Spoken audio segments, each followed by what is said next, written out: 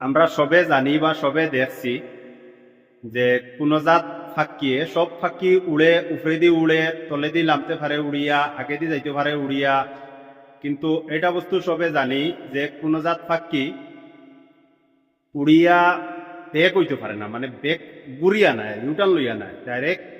উড়ি উড়ি করে দিয়ে যাইতে হয়। আমরা উড়ি উড়ি করে দিয়ে যাইতে হয়, আমরা যেলা আটিয়া করে দিয়ে যাইতাম পারি, অথবা কোনো গাড়ি গুড়ি যেলা বেগিয়ার লাগাইলে করে দিয়ে যায়, ওলা করে দিয়ে যায়। আমরা যতটুকু জানি যে